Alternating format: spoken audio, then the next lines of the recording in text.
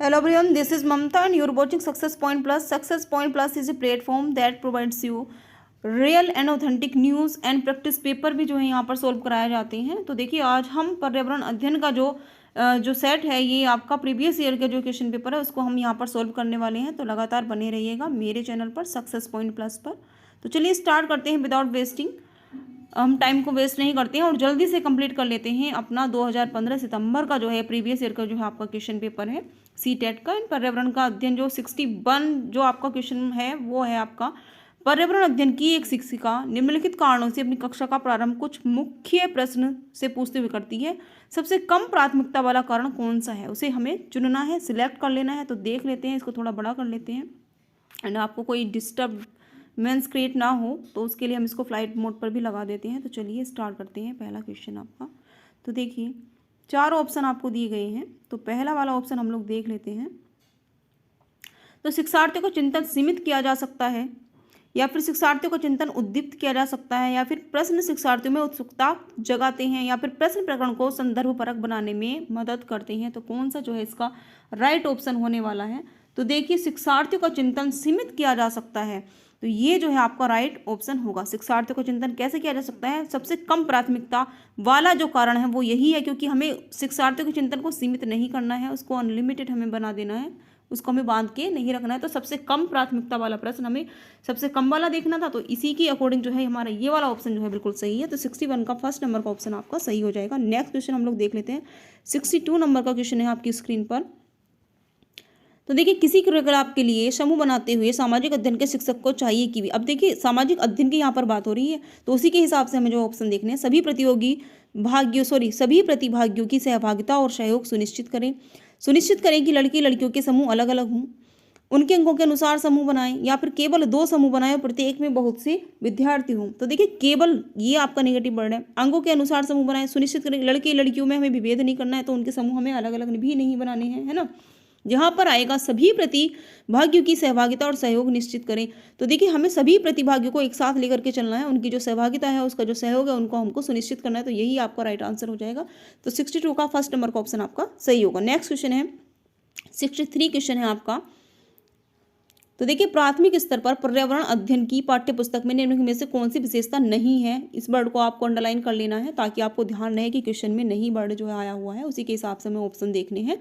First है आपको यह प्राकृतिक और सामाजिक सांस्कृतिक परिवेश को एकीकृत तरीके से जो है प्रस्तुत करती है, यह शिक्षार्थियों की वैविध्यपूर्ण पृष्ठभूमि की जरूरतों को पूरा करती है, या फिर यह वास्तविक कहानियों और घटनाओं को शामिल करती है, या फिर यह परिभाषा और अमूर्त अवधारणाओं की व्याख्या करने पर ध्यान केंद्रित करती है। तो देखिए जो आपका सही आंसर हो जाएगा, यह परिभाषाओं और अमूर्त अवधारणाओं की व्याख्या करने पर ध्यान केंद्रित करती है। तो 63 का फोर्थ आपका ऑप्शन जो है सही हो जाएगा। नेक्स्ट क्वेश्चन है क्वेश्चन नंबर 64। पर्यावरण अध्ययन शिक्षण के संदर्भ में राष्ट्रीय पाठ्यचर्या की रूपरेखा यानी कि एनसीएफ 2005 निम्नलिखित में से किसे प्रस्तावित नहीं करती है। तो क्या विषय अनुसार उपागम को, बच्चों के अनुभवों और संदर्भ से जोड़ना, हस्तपरक क्रियाकलाप को, या फिर तकनीकी शब्दावली से परिचित कराना। तो इसमें जो आपका राइट ऑप्शन है तकनीकी शब्दावली से परिचित कराना। ठीक है, ये आपका 64 का 4 नंबर का ऑप्शन आपका सही हो जाएगा।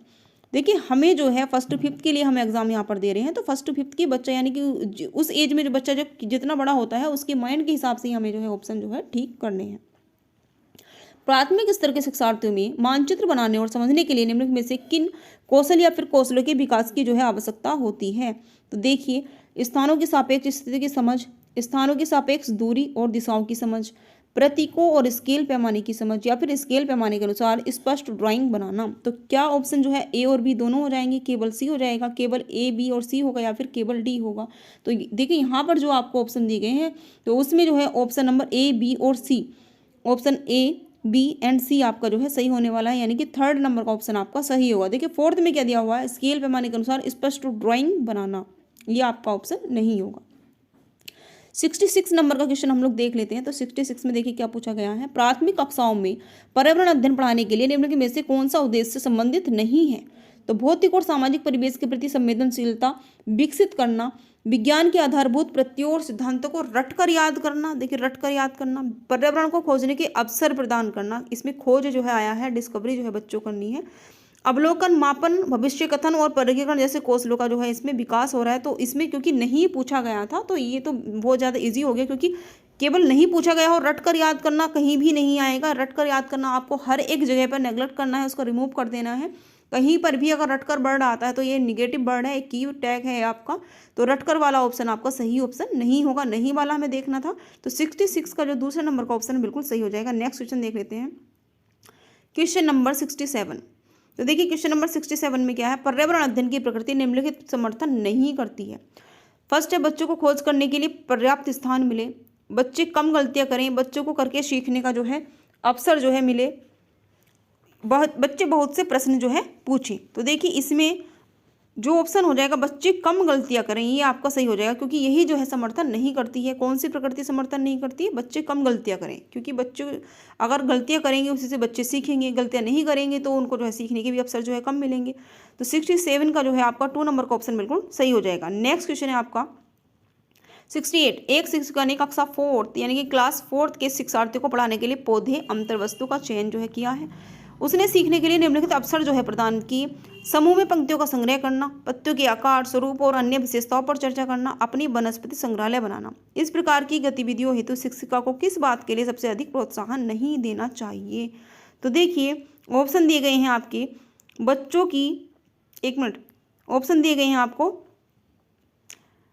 बच्चों की परस्पर क्रिया, अवलोकन और सहयोग। जितनी अधिक पत्तियों के बारे में संभव हो उतना उनके नाम याद करने, बच्चों की पहल, बच्चों के द्वारा कार्य का विस्तार या फिर बच्चों का निरंतर गतिविधि में लगे रहना। तो जितनी अधिक पंक्तियों के बारे में संभव हो उतना उनके नाम याद करने में बच्चों की जो पहल होगी, यही आपका जो है सही आंसर होएगा। आपका जो है अधिक से अधिक जो है उसको सीखने के लिए मिलेगा। तो जितनी अधिक पत्तियों के बारे में संभव होगा उतने नाम वो याद करने में सक्षम होगा। तो ये जो पहल है ये सबसे बेस्ट ऑप्शन है। तो आपका जो क्वेश्चन नंबर था आपका देखिए 68 का जो है आपका जो राइट ऑप्शन हो जाएगा वो हो जाएगा सेकंड। नेक्स्ट क्वेश्चन देख लेते हैं, 69 नंबर का क्वेश्चन है आपकी स्क्रीन पर। तो देखिए शिक्षार्थियों का आकलन करते समय पर्यावरण अध्ययन की शिक्षिका को निम्न में से क्या नहीं करना चाहिए? बच्चों के कार्य संबंधित गुणात्मक उल्लेख करना, बच्चों की पूर्व आकलन के साथ तुलना करना, या फिर शिक्षार्थियों की सीखने की क्षमताओं को ध्यान में रखकर सूचना दर्ज करना, या फिर बच्चों के कार्य के केवल कुछ पक्षों पर ध्यान केंद्रित करना। देखिए बच्चों के कार्य पर अगर हमें ध्यान केंद्रित करना है तो सभी पक्षों पर करना है, कुछ पक्षों पर नहीं करना। लेकिन यहाँ पर देखिए क्वेश्चन में पूछा गया है नहीं करना चाहिए, तो यही जो है आपका सही आंसर हो जाएगा। बच्चों की कार्य के केवल कुछ पक्षों पर ध्यान केंद्रित करना। तो 69 का 4th ऑप्शन जो है इसका सही आंसर हो जाएगा। नेक्स्ट क्वेश्चन देख लेते हैं, 70 नंबर क्वेश्चन है आपकी स्क्रीन पर। प्राथमिक स्तर पर पर्यावरण अध्ययन में समुदाय सीखने सिखाने का एक महत्वपूर्ण संसाधन है, क्योंकि यह वास्तविक स्थितियों में सीखने के अवसर जो है उपलब्ध कराता है। यह एक बहुत सस्ता संसाधन है, या फिर यह आसानी से उपलब्ध होने वाला संसाधन है, या फिर इसमें समझदार और बुजुर्ग व्यक्ति जो है होते हैं। तो देखिए इसमें आपका जो राइट ऑप्शन हो जाएगा वो होगा यह वास्तविक स्थितियों में सीखने के लिए अवसर उपलब्ध कराता है, क्योंकि वास्तविक स्थितियों से ही जो है बच्चा या फिर कोई भी जो है अच्छे से सीख पाता है, स्टेबिलिटी उसमें जो है आ जाती है और उसको जो अवसर है, जो चांस है वो भी जो है ज़्यादा उपलब्ध हो पाते हैं। तो 70 का 1st नंबर का ऑप्शन आपका सही हो जाएगा। नेक्स्ट क्वेश्चन है आपका 71। देखिए इस तरह के क्वेश्चन भी आपको ईवीएस से देखने के लिए मिलते हैं। कोई व्यक्ति 30 अगस्त 2015 को किसी एक्सप्रेस ट्रेन में अहमदाबाद से त्रिवेंद्रम जाने के लिए बैठा। यह ट्रेन 13:30 बजे अहमदाबाद से छूटी और 1 सितंबर 2015 को 7:30 बजे जो है त्रिवेंद्रम पहुंची। यदि अहमदाबाद से त्रिवेंद्रम के बीच की दूरी 2268 किलोमीटर है तो इन दोनों स्टेशनों के बीच ट्रेन की जो औसत चाल थी क्या थी? ठीक है, इसमें क्या करना है आपको, इसमें बच्चों को पता होना चाहिए पहले तो, क्योंकि जो मैप है ना, मैप वो आपका सिस्टम में भी आता है, ईवीएस में भी आता है, जीके में भी आता है। तो मैप की नॉलेज आपको जरूर होनी चाहिए, क्योंकि इसमें कभी कभी दिशा से संबंधित जो क्वेश्चन है वो भी पूछे जाते हैं। लेकिन इसमें जो है औसत वाला जो क्वेश्चन दिया गया है, तो औसत में आपको देखिए करना क्या है। 71 नंबर का आपका क्वेश्चन है। तो देखिए 71 में आपको क्या करना है, 71 नंबर का आपका क्वेश्चन है। तो देखिए इसमें एक व्यक्ति की बात की गई है जो कि 2015 को किसी एक्सप्रेस ट्रेन में अहमदाबाद से त्रिवेंद्रम जाने के लिए बैठा है। तो देखिए यहाँ पर वो 13:30 बजे बैठा है, यानी कि 1:30 बजे। 13:30 को हम चेंज कर लेंगे टाइमिंग में, जो हमारी वॉच के अकॉर्डिंग जो है टाइम होता है, तो वो 1:30 बजे आपको बैठेगा दोपहर के टाइम में। ट्रेन का त्रिवेंद्रम पहुंचने का समय 7:30 है, यानी कि वो सुबह को पहुंचता है, दोपहर में बैठा है और सुबह को वो पहुंचता है। ट्रेन को अहमदाबाद से त्रिवेंद्रम पहुंचने में लगा समय देखिए कितना हो जाएगा, 12 बजे के बाद अगर हम माने तो 7:30 से हम 1:30 बजे तक को जो है माइनस कर देंगे, और क्योंकि 12 एक दिन में जो है 24 घंटे होते हैं और 12 घंटे वो हो गए हैं आपके, और 6 घंटे और हो गए हैं, तो 42 घंटे जो है आपके टोटल बैठेंगे। तो हमें औसत जब हम निकालते हैं तो आप जो ये 22:68 दिया हुआ है, 22:68 को जो है आप डिवाइड कर दोगे 42 से, ठीक है। तो जब आप 42 से डिवाइड करोगे तो यहाँ आपका जो आंसर आएगा वो आ जाएगा 15 मीटर प्रति सेकंड। तो ये आपका जो थर्ड वाला है वो आपका ऑप्शन जो है बिल्कुल सही हो जाएगा, ठीक है। तो 71 का जो 3 नंबर का ऑप्शन है वो आपका सही हो जाएगा। नेक्स्ट क्वेश्चन देख लेते हैं। तो इसमें थोड़े मैथ्स से रिलेटिव क्वेश्चन भी आते हैं, थोड़ी बहुत कैलकुलेशन आपको आनी चाहिए। नेक्स्ट क्वेश्चन है आपका, देखिए, गुरप्रीत पहली बार रेलगाड़ी से नई दिल्ली से चेन्नई गया है। अपनी रेल यात्रा में उसकी गाड़ी के द्वारा निम्नलिखित में से किस नदी को पार करने की संभावना नहीं है। तो देखिए, नर्मदा, गोदावरी, गंगा, कृष्णा, काफ़ी सारे जो रिवर्स हैं, लेकिन क्योंकि इसमें बताया गया है दिल्ली से चेन्नई, तो हमें लोकेशन भी थोड़ी पता होनी चाहिए। तो इसमें जो है गंगा आपका जो है राइट ऑप्शन हो जाएगा। नेक्स्ट क्वेश्चन देख लेते हैं, क्वेश्चन नंबर 73। देखिए, हमारे देश में निम्नलिखित स्थानों में से कौन सा ठंडा रेगिस्तान है। तो देखिए, सबसे जो ठंडा रेगिस्तान है वो होता है आपका लद्दाख। क्या होता है? लद्दाख। लद्दाख जो है ऊंचाई पर जो है स्थित है, और सबसे ठंडा रेगिस्तान, ये आपका क्वेश्चन एसएसटी में भी आता है और जीके में भी आता है। नॉर्मली आपको पता होना चाहिए कि ठंडा रेगिस्तान लद्दाख को हम कहते हैं। नेक्स्ट क्वेश्चन है आपका 74 नंबर का क्वेश्चन है, कक्षा 5 की पर्यावरण अध्ययन की पाठ्य पुस्तक का एक पाठ उसी से गर्म डॉक्टर जाकिर हुसैन द्वारा लिखी गई एक कहानी है। उन्होंने बच्चों के लिए ऐसी कई जो कहानियां लिखी हैं अपनी मृत्यु के समय में वे थे। तो वो जो जाकिर हुसैन जी की बात हुई है यहाँ पर, तो वो क्या भारत के प्रधानमंत्री थे, भारत के मुख्य न्यायाधीश थे, या भारत के उपराष्ट्रपति थे, या फिर भारत के वो राष्ट्रपति थे। तो वो कौन थे? तो देखिए, वो भारत के जो है राष्ट्रपति थे। कौन थे? भारत के राष्ट्रपति। नेक्स्ट क्वेश्चन देख लेते हैं, क्वेश्चन नंबर 75 है आपकी स्क्रीन पर। खाद्य संरक्षण के लिए निम्नलिखित में से कौन सा जोड़ा ठीक नहीं है? ठीक नहीं है, देखिए, कच्चा आम, अचार, आलू चिप्स, दूध, पनीर, सेब, जैम।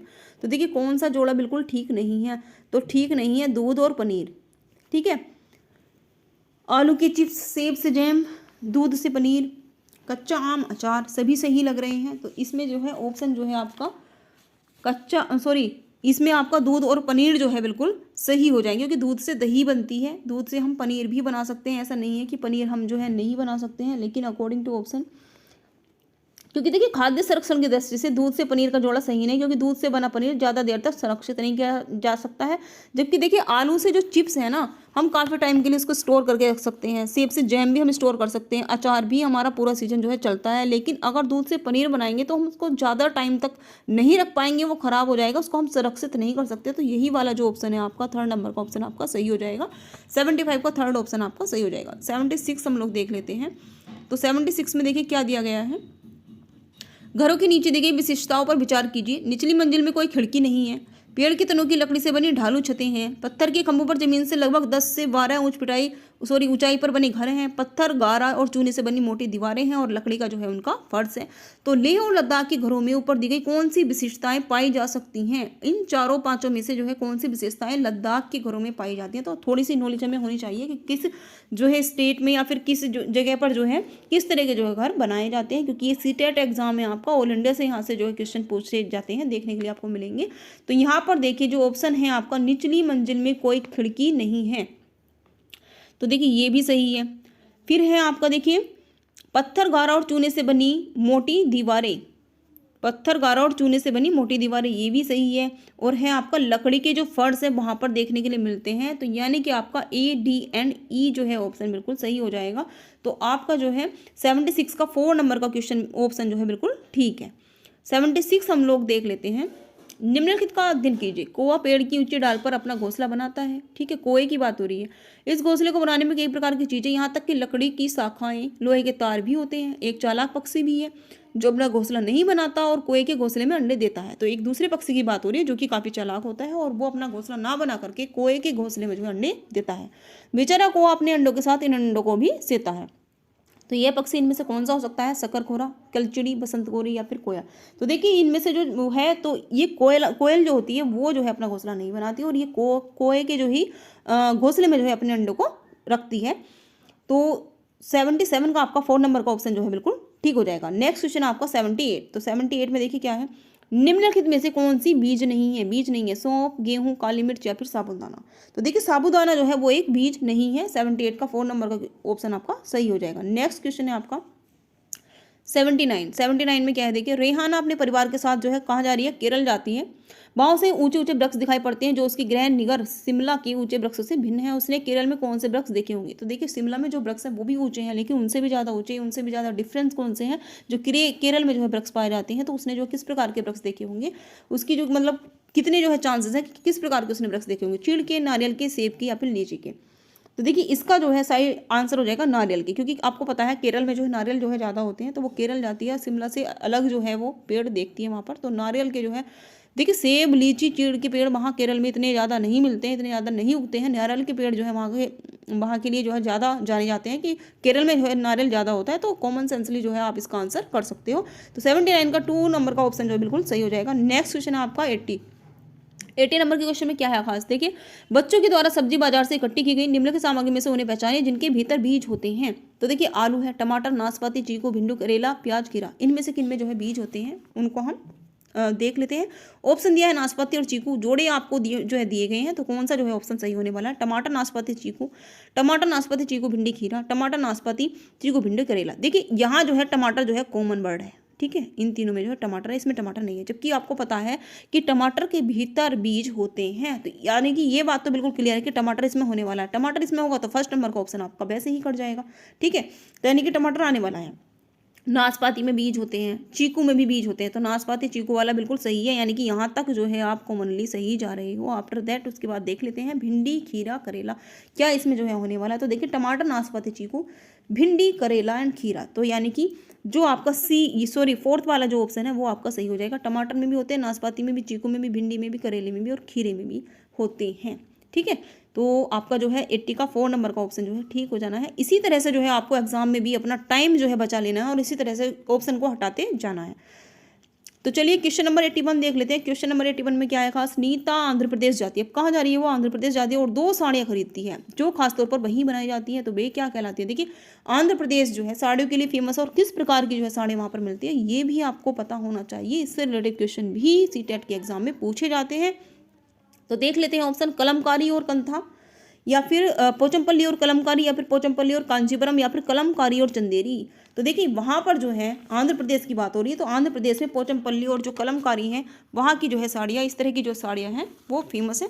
कहीं कांजीपुरम में आप नहीं पहुँच जाना। तो पोचमपल्ली और Kalamkari is the right option of the question number 81। Next question हम लोग देख लेते हैं। क्वेश्चन नंबर है आपका 82। तो 82 में देखिए क्या है, निम्नलिखित में से कौन सी बीमारी रुके या इकट्ठे हुए पानी से होती है। तो रुके हुए और इकट्ठे हुए पानी से कौन सी बीमारी हो सकती है, चेचक, मलेरिया, पोलियो या फिर निमोनिया। तो देखिए मलेरिया जो है वो आपको पता है, एड्स भी आते हैं टीवी में कि जो रुका हुआ पानी है, इकट्ठा हुआ पानी, जो गंदा पानी होता है उसके द्वारा जो मलेरिया रोग जो है फैलता है। तो 82 का 2 ऑप्शन जो है आपका सही हो जाएगा। नेक्स्ट क्वेश्चन हम लोग देख लेते हैं। क्वेश्चन नंबर है आपका 83 में देखिए क्या है, निम्नलिखित में से कौन सा जोड़ा ठीक है। अब इसमें ठीक है पूछा गया, कर्नाटक कथक, असम बिहू, उड़ीसा भरतनाट्यम, तमिलनाडु लावणी। तो देखिए इसमें जो सही है वो असम और बिहू ही है, बाकी सब जो है इसमें गलत दिए हुए हैं। कर्नाटक में जो यक्षगान होता है, ठीक है ना, तो ये सब आपके गलत हैं। तमिलनाडु भरतनाट्यम, तो देखिए इसका 83 का जो 2 नंबर का ऑप्शन है बिल्कुल सही है। असम बिहू से जो होता है, लोक नृत्य से भी जो है आपके क्वेश्चन आते हैं और एक वीडियो में लोक नृत्य के लिए भी लेकर के आऊँगी।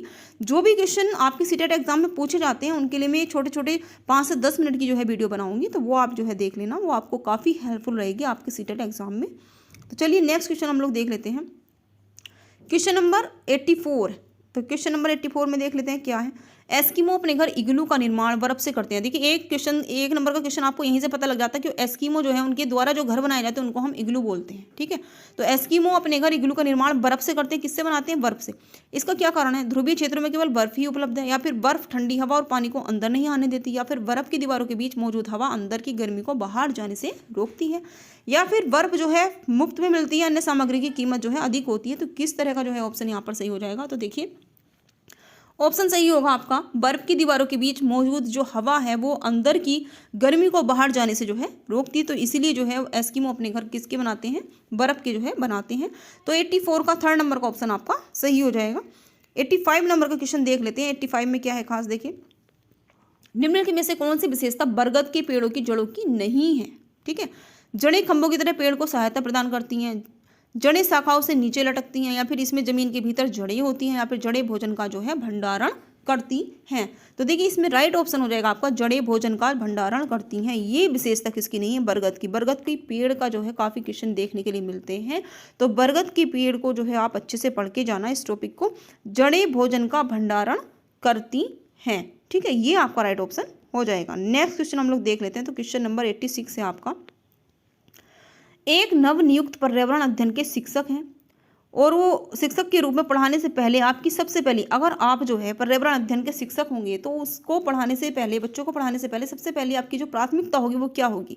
पहले से पाठ योजना तैयार करना, कक्षा में धीमी गति से सीखने वाले शिक्षार्थियों की पहचान करना, या फिर शिक्षार्थियों के लिए पाठानुसार विस्तृत नोट्स तैयार करना, या फिर शिक्षार्थियों का समाज सांस्कृतिक प्रोफाइल विवरण जो है तैयार करना। तो देखिए शिक्षार्थियों का समाज सांस्कृतिक प्रोफाइल यानी कि जो विवरण है वो तैयार करना, यही आपकी जो है पहली प्राथमिकता होगी। तो 86 का 4th नंबर का जो है ऑप्शन सही हो जाएगा। नेक्स्ट क्वेश्चन है आपकी स्क्रीन पर 87 नंबर का, कविताएं और कहानियां पर्यावरण अध्ययन की अंतर्वस्तु को पढ़ाने में प्रभावशाली हैं। ऐसा इसलिए है क्योंकि कविताएं और कहानियां बच्चों के परिवेश का समृद्ध चित्रण कर सकती हैं, या फिर संदर्भित अधिगम परिवेश प्रदान कर सकती हैं, या फिर विभिन्न अमूर्त अवधारणाओं की प्रभावशाली तरीके से व्याख्या कर सकती हैं, या फिर सृजनात्मकता एवं सौंदर्य बोध का पोषण कर सकती हैं, या फिर ए और बी, ए बी और डी, केवल सी या फिर केवल बी। तो इसमें देखिए आपका बच्चों की परिवेश का समृद्ध चित्रण कर सकती हैं, ये भी सही है ना। फिर है आपका देखिए संदर्भित अधिगम परिवेश प्रदान कर सकती हैं, ये भी आपका सही है। और जो है आपका सृजनात्मकता एवं सौंदर्यबोध का पोषण कर सकती हैं, ये भी सही है। यानी कि आपका ऑप्शन जो होगा आपका A B and D, option number 2 A B और डी आपका सही हो जाएगा। नेक्स्ट क्वेश्चन है आपकी स्क्रीन पर, कक्षा 5 की शिक्षिका के रूप में आप ईंधन के संरक्षण प्रकरण को पढ़ाने के लिए निम्नलिखित में से किस संसाधन के उपयोग को सर्वश्रेष्ठ जो है पाते हैं? पाठ्य पुस्तक को, संदर्भ पुस्तक को, पोस्टर को, या फिर समाचार पत्र को? तो देखिए जो समाचार पत्र है तो ये जो है संसाधन सबसे बेस्ट है, सबसे सर्वश्रेष्ठ जो है ये संसाधन है, क्योंकि ईंधन का संरक्षण हम समाचार पत्र से जो है ज़्यादा बेस्टली जो है पढ़ा सकते हैं। तो 88 का जो 4th नंबर का क्वेश्चन है बिल्कुल सही हो जाएगा। नेक्स्ट क्वेश्चन है आपकी स्क्रीन पर 89, कक्षा 4 की एक शिक्षिका शिक्षार्थियों से कहती है कि वे अपने कार्यपत्रक, अवलोकन रिपोर्ट और सत्र में एकत्रित की गई सामग्री को एक फोल्डर में डाल दें। इन फोल्डर को कहा जा सकता है क्या? देखिए घटना, वृत्तांत, अभिलेख, पोर्टफोलियो, दत्त कार्य या फिर परियोजना कार्य। तो इसको हम क्या बोलेंगे? पोर्टफोलियो बोलेंगे, क्योंकि कक्षा 4 की शिक्षिका शिक्षार्थियों से कहती है, शिक्षिका जो है वो विद्यार्थियों से कह रही है कि अपने जो भी कार्य पत्रक हैं, अवलोकन रिपोर्ट है और सत्र में एकत्रित की गई जो भी सामग्री है, तो उसको हम यानी कि जो बच्चे का जो है सारा कुछ ये होता है ना, अवलोकन, कार्य पत्रक, जो भी एक्टिविटीज़ होती है वो सब पोर्टफोलियो में आती हैं। तो इसको हम क्या बोलते हैं? इन फोल्डरों को पोर्टफोलियो। तो 89 का 2 नंबर का ऑप्शन आपका सही हो जाएगा। क्वेश्चन नंबर 19 लास्ट क्वेश्चन है, एनसीईआरटी की पर्यावरण अध्ययन की कक्षा 5th की पाठ्यपुस्तक में सुनीता अंतरिक्ष में, यानी कि जो सुनीता है वो अंतरिक्ष में शीर्षक पाठ स्पेसशिप में अंतरिक्ष यात्री सुनीता विलियम्स के अनुभव का वर्णन करता है। इसे शामिल करने का के क्या कारण हो सकते हैं या फिर हो सकता है? तो यह घटना अंतरिक्ष यात्रियों की जिंदगी में झांकने का अवसर देती है, या फिर यह घटना स्पेसशिप में भौतिक स्थितियों का वर्णन करती है, या फिर यह घटना स्त्री पुरुष यानी कि लिंग और जेंडर रूढ़िवादिता को चुनौती देती है, या फिर यह घटना गुरुत्वाकर्षण की अवधारणा को समझने में मदद करती है। तो कौन सा ऑप्शन आपका जो है इसमें सही होने वाला है? क्या केवल ए इसका सही है, केवल डी, केवल ए बी सी और डी, या फिर ए बी सी और डी? तो देखिए इसमें जो है आपका यह घटना अंतरिक्ष यात्रियों की जिंदगी में झांकने का अवसर देती है, ये बात भी बिल्कुल सही है। ठीक है, यह घटना स्पेसशिप में भौतिक स्थितियों का वर्णन करती है, ये बात भी बिल्कुल सही है। एंड जो आपका है यह घटना स्त्री पुरुष यानी कि जो जेंडर रूढ़िवादिता को चुनौती भी ये देती है, क्योंकि इसमें जो है गर्ल्स के लिए भी माना गया है कि लड़कियां भी जो है ये सब कर सकती हैं। तो ये बात भी आपकी सही है। तो ऑप्शन नंबर 3 जो है आपका सही हो जाएगा। तो क्वेश्चन नंबर जो आपका 90 था उसका ऑप्शन नंबर 3 आपका सही हो जाएगा। और भी इसी तरह की वीडियोज़ में लेकर के आऊँगी, क्योंकि देखिए आपका सीटेट का एग्ज़ाम अब आने वाला है, ज़्यादा टाइम इसमें जो है नहीं रह गया है। तो प्लीज़ अपनी तैयारी को कंटिन्यू रखिएगा। और वीडियो अगर आपको अच्छी लगी हो तो प्लीज़ लाइक एंड शेयर भी कीजिएगा। चैनल पर अगर आप फर्स्ट टाइम आए हुए हो तो प्लीज़ चैनल को भी सब्सक्राइब करना नहीं भूलिएगा। Thanks for watching this video.